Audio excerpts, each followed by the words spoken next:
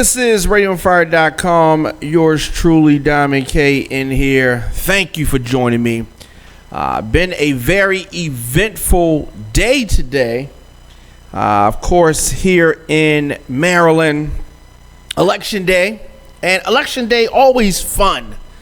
Especially if you're not running. Okay, so this can be a very nerve-wracking day if you are in any type of race. So I know the pain and the anxiety that goes with running for political office and all of the candidates. You know, picture if you're going to speak in front of a lot of people. Sometimes you get this feeling in the pit of your stomach, like this feeling of nervousness and excitement. That is the feeling that they get on this day. And they may get in front of the cameras and try to act all cool. And when they ask, who you vote for? Who'd you do this? Who'd you do that? Whenever they do that, they're really masking anxiety and excitement. And that's what happened today, of course. I was going to do early voting initially, but I decided against it, and I decided to do voting the day of. So I voted today at the location. And as I always say, going into vote today especially it's like coming out of a club or something. People trying to hand you flyers. They're trying to hand you literature on said candidate and all that kind of stuff. And I think pretty much when you go in to vote, you usually already know who you're voting for. It's not like this flyer that somebody's going to give you is going to change your mind.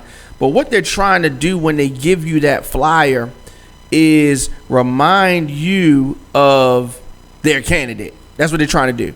So just so you know, that is what their goal is. And my goal here tonight, we're going to run down all of the winners in Maryland. So since election day is upon us, let's get started. So a lot of races that I was very interested in watching, and we're going to talk about all of them. So let's. What do you want to start at? Let's start with the Attorney General. So, Attorney General, of course, here the Democratic primary, and the thing about this Attorney General is that the winner, Brian Frosh. All right, Brian Frosh, GOP. Craig Wolf, right? So we can get through that pretty easy. All right, now controller. Another thing, controller. A lot of people don't even know what the controller does, but we'll get into that another day. Peter Franchot, winner there, and we're gonna keep that going. There's a lot of races that depending on your district, that is really what is popping. County executive, that was, pretty much the precincts reporting about 64% in. So it may be too early to call this one. You have a close race going. And like I said, the precincts reporting as we're doing this about 64%. So that's 151 of 236 precincts reporting, and we have a three-way race that is still too close to call. So Radio on Fire not calling a winner yet in that race.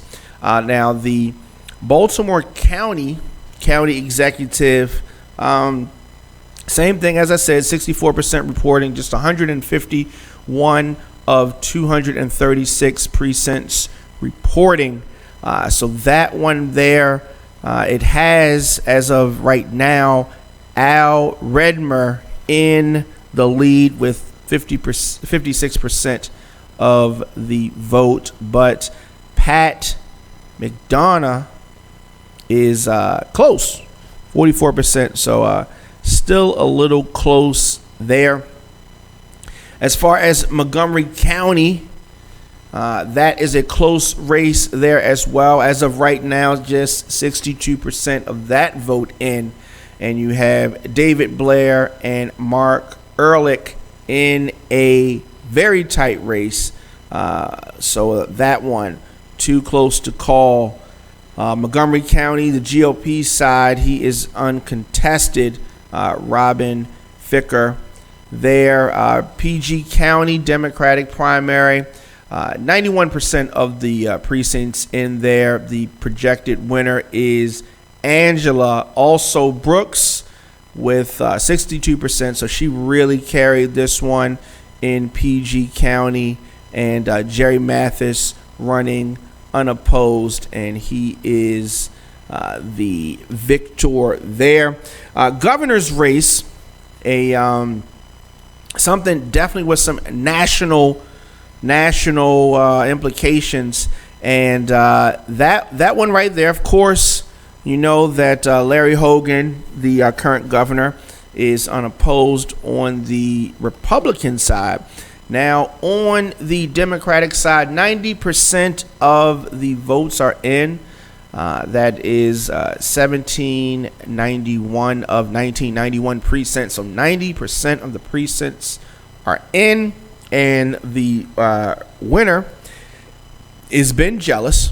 Now, he has a commanding amount of the votes. So he is the winner for the Democratic side, and he's going to do a face-off with Larry Hogan in November. House of Delegates, another interesting race with some national implications here. As far as Democrat side, District 1B, Penny Walker, victorious there, and District 10, still too close to call. Just 46% of the votes in. Adrian Jones and Jay Gelasi and Benjamin Brooks in a very close race. So that one is still too close to call. District 11 in this also 47% in, still too close to call. Shelley Heddleman and John Carden and Dana Stein all in a three-way battle at this point, still too close to call. District 15 of the Democratic primary, 100% of the precincts have it's in, and still too close to calls, within the margin of error, so we're not putting forth a winner just yet. So we're going to keep you posted on that one. As for District 16, still too close to call. 97% of the vote in, but we are in a very close race here. Mark Corman, Ariana Kelly, Samir Paul, and Sarah Love in a very close battle. I don't know about Sarah Love. She has 20% of the vote, and Mark Corman with 24%, but Ariana Kelly very close with that 22%, so it's still another precinct that could change everything there, so no winner there just yet. District 17 of this, 91% of that vote is in now, and that race still too close to call. District 18 as well. Al Carr and Emily Shetty in a very close race, but we're still waiting for reporting from 4 more precincts. District 19, another heavily contested, just 94% in. Bonnie Collusion in the lead, but Charlotte Crutchfield and Vaughn Stewart right on her heels. This one is up in the air still. As well as District 20, just 89% of those precincts reporting. David Moon is currently in the lead, but it's not a comfortable lead. 28% of the vote there, and Wilkins has 24%, and we still have some more precincts that need their reportings to be counted. So District 21 still cannot designate the winner just yet. Just 82% of those votes in. So we'll keep you posted on that. District 24, same thing, 83% of the voting in. District 25 and 27% for the current leader, who is Daryl Barnes. So we're going to keep you posted on that one. District 26 as well, just under 75% of that vote in. So a lot of these House of Delegates voting, still too soon to call. We can say that we will keep you posted on that. It appears that some of those are still coming in.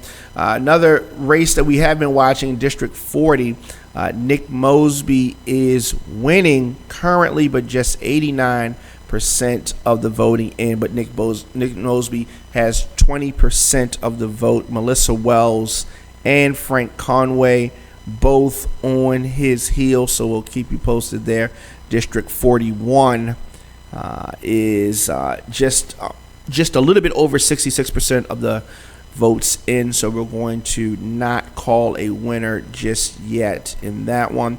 District 45 still needs a lot more voting in. District 1, District 28, these districts still have a lot of work to do, so we're going to move to the state senate and talk about some of those results. These have some national ramifications, but in District 3, okay, so 44%, we got 100% of the vote in, and it looks like Ronald Young is the victor there. So a couple of other ones that I wanted to get to, and that is for the district, for state senate. We still have a lot more that we really need to get to, but one of the most highly contested races here in Maryland, the state's attorney race. Definitely want to get to that. So 87% of the voting is in, and this one went the way that I predicted, with Marilyn Mosby getting over 49% of the vote as of now, and Marilyn Mosby is the projected winner for state's attorney here in Maryland. So she will be able to continue her fight and journey for Marylanders. Now, the District 1 GOP primary here, of course, Andy Harris winning that one. District 2, we have Pat McDonough and Liz Mattori, GOP. All right, so just 94% of theirs is in. So of course we have a lot of these Republican, races, and I'm not really going to run down those, the main things. I'm just going to run down some of these Democratic results. But as far as the U.S. Senate, Ben Cardin has just dominated the the competition. I just 81%. So that was a very dominating victory. And his opponent for November, Tony Campbell, he barely beat Chris Chafee in that race. So, of course, we had a lot of races in the House of Delegates and some of these Senate races that we do not have winners in, but by tomorrow or sometime late tonight, we will have winners in those races. So definitely congratulations to all the winners. This is a great thing. November, we're going to come back and do this again, and hopefully we have the level of participation that we had this cycle. a lot of other results in 5 or 6 different states around the country, and this is definitely, things are heating up. So November is going to tell the tale as far as Trump and some other things, and whether he has control of the houses in DC. Hopefully things go the way that they need to go. Let me know your thoughts in the comment section. Instagram, Facebook, Twitter, at The Diamond K Show, at Radio on Fire. I'll see you guys tomorrow.